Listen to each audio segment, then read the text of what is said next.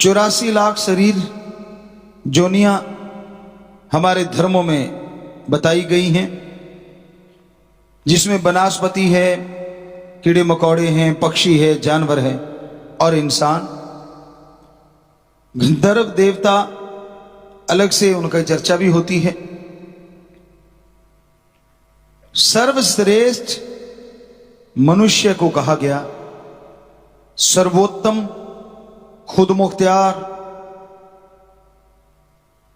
और मुखिया या सरदार जून कि सबसे जबरदस्त शरीर प्रभु परमात्मा ने इंसान को बनाया। इसका दिमाग बाकी सब जीवों से बहुत ही ज्यादा है। और आज आदमी 10 से 15% दिमाग का हिस्सा ही काम में लेते हैं और उससे सुपर कंप्यूटर बन गए, बड़ा कुछ बन गया, पर सिर्फ 10-15% इस्तेमाल करने से। पर जब हम हर चीज के लिए दिमाग का इस्तेमाल करते हैं तो फिर जनसंख्या जो बढ़ रही है, पानी की कमी आ रही है, इसके लिए इंसान क्यों नहीं सोचता? कई कह देते जी भगवान देता है, ये तो भगवान का लिखा हुआ है, ओम हरि अल्लाह वाहिगुरु राम का, इसलिए बच्चे आते जाते हैं। भगवान ने आपको खुद मुख्तियार बनाया है। उस परमपिता परमात्मा ने आपको मर्जी का मालिक, कुछ हद तक आप नए कर्म कर सकते हैं, वो आपके हाथ में है, अच्छे करो या बुरे। बुरे कर्म करके आप राक्षस शैतान को भी शर्मा सकते हैं और अच्छे कर्म करके आप परमपिता परमात्मा को भी पा सकते हैं। तो उस खुद मुख्तियारी का फायदा उठाते हुए आप उसकी दी हुई कुदरत की चीजों का विनाश ना करें। अब जनसंख्या कंट्रोल का है तो यह किया जा सकता है, अगर आप चाहें तो। ना चाहें तो बात अलग है। और हमने सारे धर्मों के पाक पवित्र ग्रंथ पढ़े, पवित्र गुरबानी पढ़ी, पवित्र कुरान शरीफ पढ़ी, पवित्र हमारे वेदों की चर्चा तो हम शुरुआत से ही करते हैं। तो सारे पवित्र ग्रंथों में, धर्मों में कहीं भी ये जिक्र नहीं है कि बच्चे 5, 10, 15, 20 पैदा करो। संयम का जिक्र मिलता है, संतोष, धन होना चाहिए, संतुष्टि होनी चाहिए, इसका जिक्र मिलता है। तो आप चाहें तो कंट्रोल कर सकते हैं। कितना अच्छा हो कि आपके या तो एक ही हो या फिर 2, इससे ज्यादा ना हो। अच्छा पालन पोषण भी कर पाएंगे, अच्छा पढ़ा लिखा के उसको देश के लिए, समाज के लिए बहुमूल्य बना देंगे। और जितने ज्यादा होंगे, एक तरह से आप समाज के लिए, देश के लिए और संसार के लिए घातक काम कर रहे हैं। तो आप देखेंगे जनसंख्या दिन ब दिन बढ़ती जा रही है, साधन कम होते जा रहे हैं। तो ये 2-3 बातें हमेशा आप दिलो दिमाग में रखें कि प्रकृति हमें देती बहुत कुछ है, पर अगर हम उसका नाश करते हैं तो फिर वो भी कहीं ना कहीं उग्र हो जाती है। पेड़ कट रहे हैं, पहाड़, नदियां खत्म होती जा रही हैं, सिमटती जा रही हैं, या फिर कहीं बाढ़ ही आ रही है। और मौसम बेमौसम हुए पड़ा है। जब सर्दी चाहिए गर्मी है और गर्मी चाहिए सर्दी है। ये सारे बदलाव संकेत देते हैं कि आदमी, खास करके आदमी, कहीं ना कहीं इसका जिम्मेवार है। चाहे तो वो प्रदूषण फैला रहा है, चाहे वो पेड़ पौधे काट रहा है, चाहे वो पहाड़ों की कटिंग कर रहा है, खात्मा कर रहा है। तो ये खुद मुख्तियार इंसान, आज जिम्मेदार इंसान, इस जिम्मेदारी से हटके प्रकृति के नाश करने में लगा है। और बड़ा डर लगता है कहीं प्रकृति उग्र रूप धारण करके प्रलय महाप्रलय ना ले आए। क्योंकि राम जी ओम हरि अल्लाह वाहिगुरु गौड़ खुदा रब ने, उस ओम परमपिता परमात्मा ने बैलेंस बनाने के लिए, सृष्टि का बैलेंस बना रहे, तालमेल बना रहे, हर चीज बनाई है। एक भी ऐसी चीज नहीं जिसे आप ये कहें कि ये फालतू की चीज है।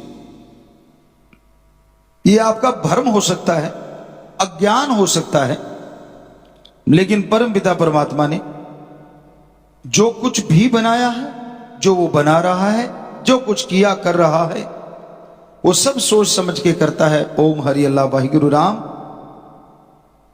एक आपको उदाहरण दिया करते हैं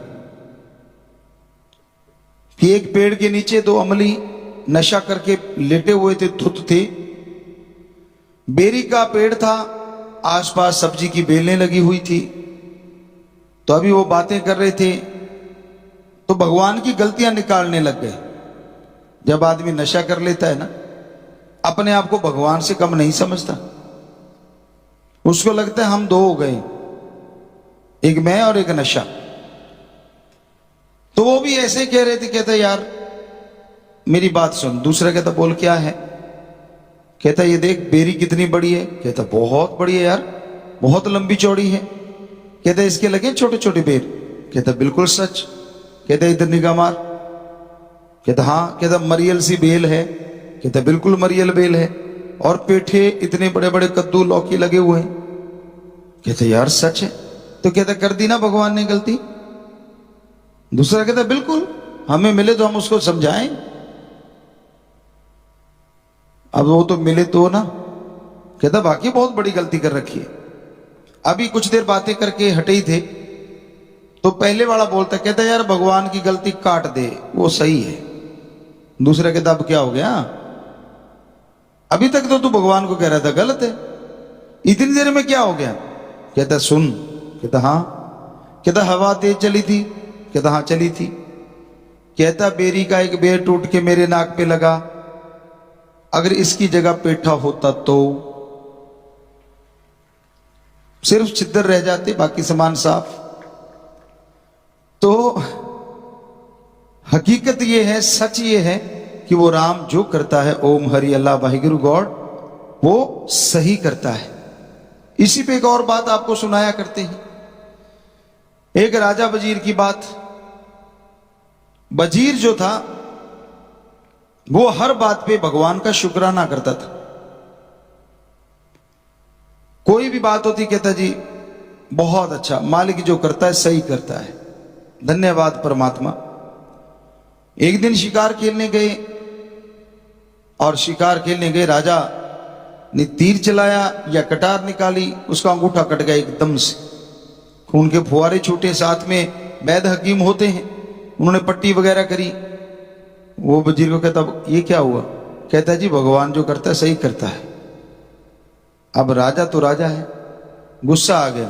कहता काहे का दोस्त, मेरा अंगूठा कट गया और तू कह रहा ठीक हो गया? ना कोई ये कहा कि भाई आपके दर्द हो रहा है, ना ये आप कह रहे हो जो भगवान करता है ठीक करता है। कहता उठाओ इसको और 6 महीने के लिए काल कोठरी में डाल दो। अब राजा का हुक्म कौन डाले? पकड़ा और काल कोठरी में डाल दिया। 2-3 महीने बाद वो राजा फिर शिकार पे गया, रास्ता भटक गया और आदिवासी एरिया में चला गया। तो उन्होंने पकड़ा बादशाह को और ले गए। कहते इसकी बलि देंगे। शाम से का समय हुआ आया, जैसे वो नाचते कूदते हैं या तिलक लगवाते हैं या संदूर लगाते हैं, तो वो सारा कुछ कर करा के कपड़े उतारो जी, कहते इसको नग्न करेंगे। नंगा किया।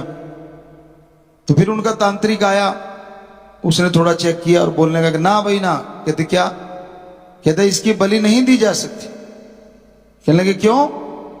कहने लगे इसका अंग भंग है, इसका अंगूठा कटा हुआ है और शरीर पे अगर कोई अंग कट जाए तो वो कहने लगा उसकी बलि अपने यहां मंजूर नहीं होती। राजा को छोड़ दिया, कपड़े पहन के वो भाग लिया, सीधा ही जेल में पहुंचा। अपने यार दोस्त को बाहर निकाला, कहता यार बहुत दुख लग रहा है। ਧੰਨ ਧੰਨ ਸਤਿਗੁਰੂ ਤੇਰਾ ਹੀ ਆਸਰਾ। ਪਿਆਰੀ ਸਾਧ ਸੰਗਤ ਜੀਓ, ਹਰ ਰੋਜ਼ ਸਤਸੰਗ ਵੀਡੀਓ ਸੁਣਨ ਦੇ ਲਈ ਸਾਡੇ ਚੈਨਲ ਤੇਰਾ ਸੱਚਾ ਸੌਦਾ ਨੂੰ ਸਬਸਕ੍ਰਾਈਬ ਕਰ ਲਵੋ ਜੀ।